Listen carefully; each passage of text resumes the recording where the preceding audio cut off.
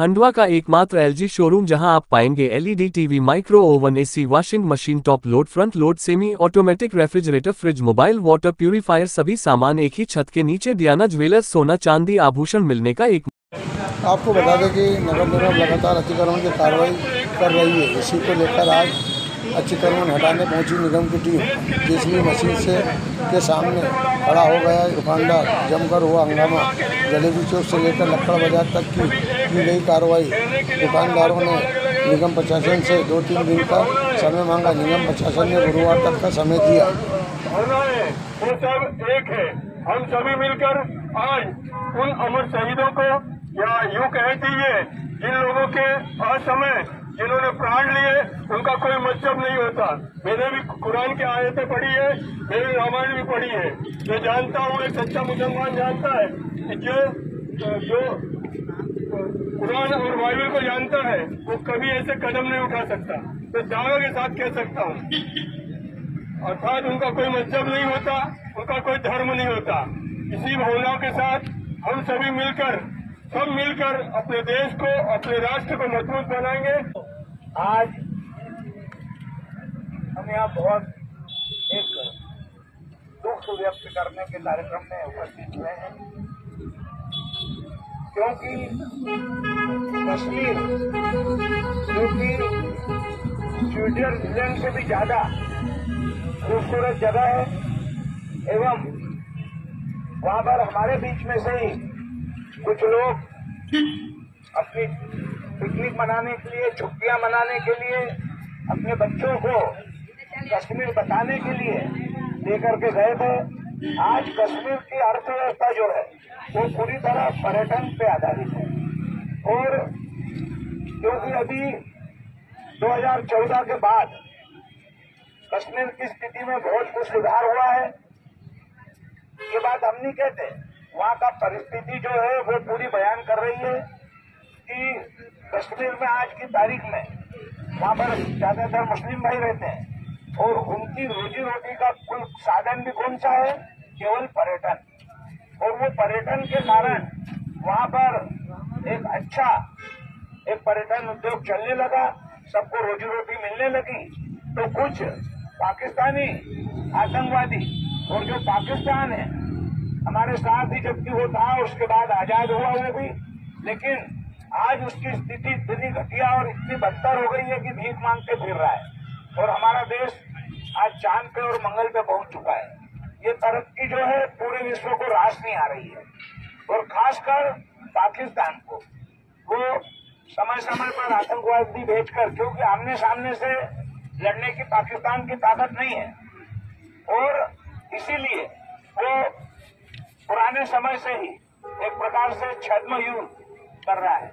और आज भारत के ऊपर उसने जो बच्चे गए थे, वहां पर जो लोग गए थे, आज कई महिला पुरुष जो अपने बच्चों को, छोटे छोटे बच्चों को लेकर के वहां गए थे। एक जोड़ा तो हनीमून मनाने के लिए गया था, जिसकी कि 5 दिन पूर्व ही शादी हुई थी। अपन एक अनुमान लगा सकते हैं कि जिन्होंने अपनी दाम्पत्य जीवन शुरू ही नहीं किया था और इन आतताइयों ने उनका जीवन खत्म कर दिया। हम सोच नहीं सकते कि वो कितना करुणा वाला दृश्य रहा होगा। जिन लोगों ने उसको डूबता है, वहाँ पर जो लोग हैं वो कैसे उस चीज को देख पाए होंगे। छोटे छोटे बच्चे थे, आज उनकी अपन भावनाओं को सुने। जब वीडियो में वो चीजें आती है तो एक अंदर से इतनी आग पैदा होती है कि हम क्या कर सकते हैं यहाँ पर। लेकिन हम तो यही प्रधानमंत्री जी से, गृह मंत्री जी से, रक्षा मंत्री जी से निवेदन करेंगे कि अब बहुत हो गया है, पाकिस्तान को उसी के घर में घुस के मारना पड़ेगा। अब बहुत हो गया, हम श्रद्धांजलि दे रहे हैं, ये इससे कुछ भी नहीं होगा। क्या श्रद्धांजलि दे देंगे, इससे कुछ भी नहीं होता। हम मोमबत्तियां जलाते रहेंगे, वो हम लोगों को जलाते रहेंगे। इस प्रकार को उसको उसी की भाषा में जवाब देना पड़ेगा, और हमारी सेना सक्षम है और दे भी रही है। आज यदि हम 5वीं विश्व की बड़ी महाशक्ति हैं, तो वो दुनिया को भी बताना चाहिए कि अगर भारत के ऊपर कोई आंख उठाएगा तो उसको नेस्तनाबूद कर दिया जाएगा। और पूरा देश आज, वो चाहे भारतीय जनता पार्टी, कांग्रेस, अन्य पार्टियां भी अभी पूरी तरह से सरकार के साथ में है। उन्होंने सबने कहा है कि भाई आप आगे कार्रवाई करो, और सरकार भी बहुत ही सख्त से सख्त कदम उठा रही है। आज नरेंद्र मोदी जी ने जो मन की बात कार्यक्रम में भी शुरुआत ही उन्होंने वहाँ के जो उनके ऊपर जो आज जो बच्चों को उनकी जो गोली मारकर हत्या की है 26 लोगों की, उसको श्रद्धांजलि के माध्यम से ही उन्होंने इस बात को कहा था।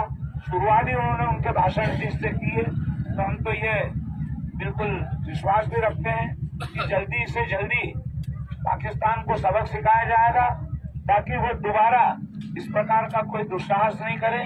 मैं अपनी तरफ से, नगर परिषद की तरफ से एवं हमारी भारतीय जनता पार्टी की तरफ से उनको, जो लोग असमय काल के गाल में चले गए, जिनको असमय गोली मार करके और उनको हत्या कर दी गई, जो इन कायर लोगों के द्वारा, कायर इसलिए कि वो छुट्टी मनाने के लिए गए थे, कोई हथियार लेकर के नहीं गए थे उनके पास।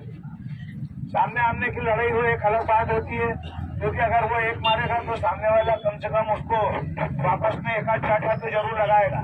लेकिन जो बिल्कुल निहत्ते अपने बच्चों के साथ खुशियां मना रहे हैं और एकाएक आ करके और उनको गोलियां मार देना, ये कायरता ही है। कोई भी धर्म ये नहीं कहता इस प्रकार से करने का। इसलिए हम सभी जो आज यहाँ एकत्रित हो करके और अपने पूरे नगर की तरफ से वो मृतात्माओं को अपन श्रद्धांजलि अर्पित कर रहे हैं। परमपिता परमेश्वर से हम सभी प्रार्थना करें कि ये प्रभु, ये जो इस प्रकार से जो हत्याकांड हुआ है, हम उसकी निंदा करते हुए और उनको अपनी विनम्र श्रद्धांजलि अर्पित करते हैं। साथ ही भारत सरकार से यह अपील करते हैं कि जितनी भी जल्दी हो, सब लोगों के मन में बहुत गुस्सा है, जितनी जल्दी हो पाकिस्तान का नाम मिटाएं। धन्यवाद। जय हिंद।